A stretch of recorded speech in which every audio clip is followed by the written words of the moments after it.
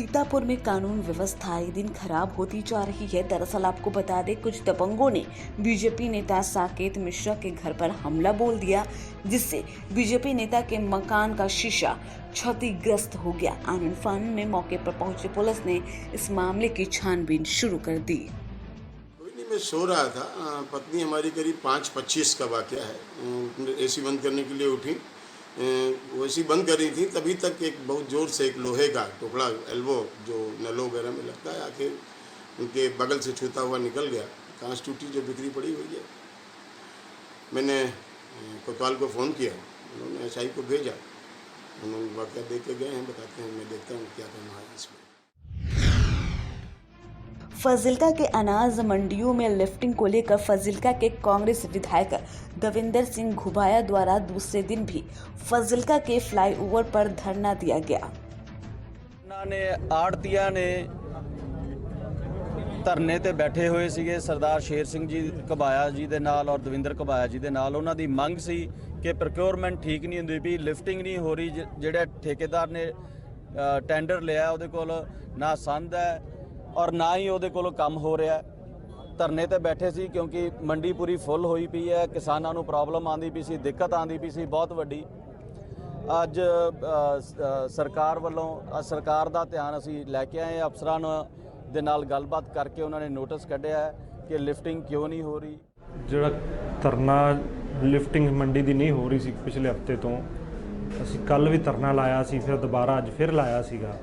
ਔਰ ਜਿਹੜੀ ਸਾਡੀ ਮੰਗ ਸੀ ਕਿ ਜਿਹੜੇ ਹਫਤੇ ਤੋਂ ਲਿਫਟਿੰਗ ਨਹੀਂ ਹੋ ਰਹੀ ਉਹਦੀ ਇੱਕ ਤਾਂ ਕਾਰਵਾਈ ਕੀਤੀ ਜਾਏ ਤੇ ਜਿਹੜੇ ਟੈਂਡਰ ਨੇ ਉਹ ਕੈਂਸਲ ਕੀਤੇ ਜਾਣ ਤੇ ਜਿਹੜੇ ਜ਼ਿੰਮੇਵਾਰ ਨੇ ਉਹਨਾਂ ਤੇ ਵੀ ਕਾਰਵਾਈ ਕੀਤੀ ਜਾਏ। ਔਰ ਅੱਜ ਉਹ ਜਿਹੜਾ ਉਹਨਾਂ ਨੇ ਮੰਗਾਂ ਸਾਡੀਆਂ ਮੰਨ ਲਈਆਂ ਵੀ ਅਸੀਂ ਟੈਂਡਰ ਉਹਨਾਂ ਨੂੰ ਨੋਟਿਸ ਦਿੱਤਾ ਹੈ ਤੇ कैंसिल करांगे तो जी बनती कार्रवाई वो भी करांगे। कोरोना के बीच अब धीरे धीरे आम जनजीवन पटरी पर लौट रही है। करीब 6 महीने बाद स्कूल अब खुलने लगे हैं। सरकार के दिशा निर्देश के मुताबिक कोरोना के सभी नियमों का पालन करते हुए 21 सितंबर को कक्षा 9वीं से 12वीं तक के स्कूल खोलने के निर्देश जारी किए गए हैं। बच्चे जो है परामर्श के लिए स्कूल आ रहे हैं। यहाँ परामर्श के बच्चे आ रहे हैं। यहाँ मास्क का, सैनिटाइजर का, सामाजिक दूरी का पूरा ध्यान रखा जा रहा है। अध्यापक जो है बच्चों को परामर्श दे रहे हैं और अच्छी प्रकार से स्कूल की व्यवस्था चली हुई है। सरकार के जो नियम हैं उनका पालन किया जा रहा है। फर्रुखाबाद के याकूतगंज में गंदगी की वजह से पूरे इलाके में डेंगू की बीमारी ने हाहाकार मचा दिया है। हालात अभी तक पटरी पर नहीं लौट पाई है। जिला अधिकारी मानवेंद्र सिंह ने पूरे अमले के साथ गांव पहुंचे और स्वास्थ्य विभाग के अधिकारियों को दिशा निर्देश दिए। हमारे यहाँ भाई वही बुखार और वही पल्स क्या वो कम होती है, प्लेट वो वाला काम होता है, डेंगू।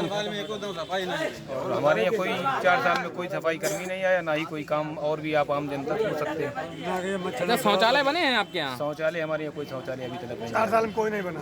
डस्टबिन लगवाए गए? डस्टबिन तो हमारे यहाँ लगे हुए, लेकिन लगे हुए वो साले भरे हुए, कोई सफाई कर्मचारी नहीं उनको साफ करे। पहले सरकारी स्कूलों में बच्चों का दाखिला कराने के लिए बेसिक शिक्षा विभाग को बहुत सारी मशक्कत करनी पड़ती थी, लेकिन इस बार कोरोना काल में निजी स्कूलों से बच्चे निकलकर खुद पर खुद सरकारी स्कूलों की तरफ रुख कर रहे हैं, जिसके चलते पीलीभीत के जिले में बच्चों की पंजीकरण की संख्या लगातार बढ़ती ही जा रही है। ये थी यानी कि अब यानी पढ़ रहा था जब तक लॉकडाउन लग गया, उसके बाद मजदूरी वगैरह सब कम हो गई। मजदूरी मिली नहीं गई तो यानी कि खेतीबाड़ी में इतना बन नहीं पाया जुगाड़, इसलिए और स्कूल वाले दबाव डाल लेते कि पूरी फीस लेंगे, और हम यानी जब बच्चा हमारा स्कूल गया ही नहीं तो हम फीस क्यों दें। राज्यसभा सांसद संजय सिंह एडवोकेट अमित तोमर के आवास पर पहुंचे। इस दौरान संजय सिंह ने कहा कि पिछले 4 माह के दौरान उन्होंने सड़कों पर तमाम मुद्दों पर संघर्ष किया, जिसका बखान करने की जरूरत नहीं है। पता नहीं है सड़क पर जितना पिछले 4 महीनों में हम लोगों ने तमाम मुद्दों को उठाने का, उसके लिए संघर्ष करने का, लाठी भी खाने का और 14 मुकदमे लिखवाने का जितना काम किया है, उसका बखान करने की जरूरत नहीं। उसको हम लोग अपनी जिम्मेदारी भी मानते हैं और आगे भी करते रहेंगे। तो हाँ, ये जरूर है कि वो 14 मुकदमे लिखवा के, देशद्रोह का मुकदमा मेरे ऊपर लिखवा के, मेरा पार्टी दफ्तर बंद करवा के हमारी आवाज़ को दबा नहीं सकते, रोक नहीं सकते। उनके कोरोना घोटाले पे भी मैं बोला, हाथरस कांड पे भी बोला, और जितने मामले होते हैं उसको हम लोग उठाते रहते हैं, आगे भी उठाएंगे। बीजेपी ने कृषि कानून को लेकर ट्रैक्टर रैली निकाली थी, जिसका विरोध किया गया था। वहीं इसी विरोध के दौरान बीजेपी के एक कार्यकर्ता भरत सिंह की मौत हो गई थी, जिसमें पुलिस ने प्रदर्शनकारियों के खिलाफ आईपीसी धारा की 302 के तहत एफआईआर दर्ज की थी। भरत सिंह के परिवार से मिलने बीजेपी के प्रदेश अध्यक्ष ओपी धनखड़ पहुंचे। इस दौरान धनखड़ ने कहा कि मृतक के परिवार को न्याय मिलना चाहिए। लोकतंत्र में इस तरह की घटना की कोई जगह नहीं है। अस्पताल तक जो सुविधा मिलने में ये सारी जो अड़चनें आई हैं, मैं कहूँगा कि लोकतंत्र पर कलंक है। और भरत सिंह राणा की मृत्यु निश्चित रूप से एक ऐसी दुखद घटना है जो सारे किसान समाज को जिसकी वेदना हुई है। लोकतंत्र में सबको अपनी अपनी बात कहने का हक है, पक्ष को भी है, विपक्ष को भी है। किसी बात आपको लोकतंत्र में पसंद नहीं आ रही, आप अपना जुलूस निकालिए, लेकिन किसी को पसंद आ रही है, उसके समर्थन में कोई जुलूस निकाल रहा है, उसको भी निकालने का उतना ही हक है। हठ धर्मिता के साथ उसको आकर सड़क पे बैठकर लाठियां लेकर हमला करके रोकना, ये लोकतंत्र की प्रक्रिया के में किसी भी तरह से बर्दाश्त करने योग्य बात नहीं है। इसमें हम शांतिप्रिय ढंग से बिल के पक्ष में एक यात्रा का आयोजन नैगढ़ से शाहजपुर तक आ रहे थे। वहाँ पर इन्होंने झगड़ा किया, मारपीट करी। इसका प्रशासन ने देखा है, प्रशासन के साथ ही बदसलूकी करी है। और इन्होंने बुजुर्ग के साथ झंडा खुस्या, धक्का मुक्की, और उसकी 15-20 जने उसके ट्रैक्टर के ऊपर चढ़ गए और उनको चोटें आई हैं, जिसके कारण उनकी मृत्यु हो गई है। पुलिस की गांजा तस्करों के खिलाफ बड़ी कार्रवाई करते हुए पुलिस को एक बड़ी सफलता हाथ लगी है। बता दें कि पुलिस ने 20 किलो गांजा बरामद किया है, साथ ही तस्करों को भी गिरफ्तार किया है। कल शाम को जो है कप्तान साहब के निर्देशानुसार अपराध पर अंकुश रखने के लिए अभियान चलाया जा रहा है, जिसके तहत कल शाम को लगभग 11 बजे थाना स्थानीय हाथरस ने 2 गांजा तस्करों को लगभग 20 किलो गांजा के साथ में गिरफ्तार किया है। कहाँ से गिरफ्तार किया है इनको? जलेश्वर रोड से गिरफ्तार किया गया है। दोनों अपराधी जो हैं वो मथुरा के रहने वाले हैं। असम सरकार ने राज्य में चल रहे सरकारी मदरसों को बंद करने का ऐलान किया, तो सरकार के इस फैसले का अब देश भर में स्वागत होना शुरू हो गया है।